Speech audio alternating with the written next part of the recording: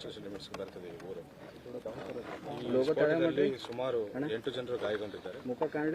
8 ಜನರಲ್ಲಿ 6 ಜನರು ಮಕ್ಕಳಿದ್ದಾರೆ, ಚಿಕ್ಕ ಮಕ್ಕಳಿದ್ದಾರೆ, ಆ್ಯಂಡ್ 2 ಅಡಲ್ಟ್ಸ್ ಇದ್ದಾರೆ. 6 ಮಕ್ಕಳಲ್ಲಿ 2ರಿಗೆ ಸಣ್ಣ ಸಣ್ಣ ಗಾಯಗಳಾಗಿದ್ದಾರೆ. ಅವರಿಗೆ ಟ್ರೀಟ್ಮೆಂಟ್ ಮಾಡಿ ಮನೆಗೆ ಕಳಿಸ್ಕೊಡಲಾಗಿದೆ. ಮಿಕ್ಕಿದ್ದ 4 ಮಕ್ಕಳು ಟ್ರೀಟ್ಮೆಂಟ್ ಪಡೀತಾ ಇದ್ದಾರೆ.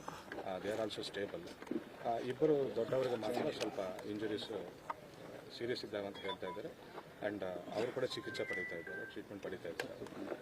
Health updates it will be given. And ಇಲ್ಲಿಗೆ ಬಂದು ಸುಮಾರು ನಮ್ಮ ಎಲ್ಲ ಆರ್ಗನೈಸೇಷನ್ಸ್, ನಮ್ಮ ಇಂಟ್ ISD ಎಲ್ಲ ಆರ್ಗನೈಸೇಷನ್ಸ್ ಬಂದು ಫೋರೆನ್ಸಿಕ್ ಅವರು ಕೂಡ ಬಂದು ಅನಾಲಿಸಿಸ್ ಮಾಡಿದ ಮೇರೆಗೆ ಪ್ರಾಥಮಿಕವಾಗಿ ಒಂದು ಇದು ಮಾಹಿತಿ ಸಿಗ್ತಾ ಇದೆ.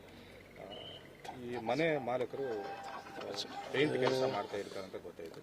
ಆ್ಯಂಡ್ ಫೈಬರ್ ಡೋರ್ಸನ್ನು ಫಿಕ್ಸ್ ಮಾಡೋದು, ಪೇಂಟ್ಸ್ ಮಾಡೋದು, ಆ್ಯಂಡ್ ಶೈನಿಂಗ್ಗೋಸ್ಕರ ಡೋರ್ಸು ಪೇಂಟ್ ಮಾಡೋದು, ಇದೆಲ್ಲ ಕೆಲಸ ಮಾಡ್ತಾ ಇರ್ತಾನೆ. ಮನೆಯಲ್ಲಿ ಕೆಲವು ಪೇಂಟ್ ರೆಸಿಡ್ಯೂಸು ಆ್ಯಂಡ್ ಕೆಲವು ಕೆಮಿಕಲ್ಸು ಇದ್ದಿದ್ದು ಕಂಡು ಬಂದಿದೆ. ನಮಗೆ ಈಗ ಕೂಡ ಸ್ಕ್ವಾಡ್ ಕೂಡ ಕಂಡು ಬಂದಿದೆ.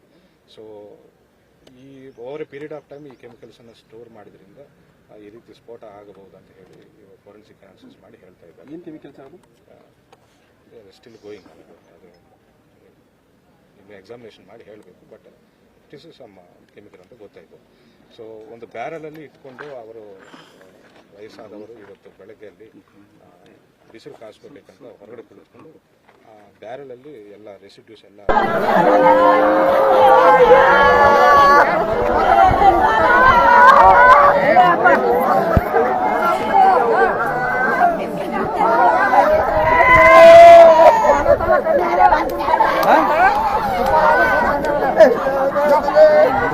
होगा अब क्या कर रहे किसको मालूम हो रहा है ऐसा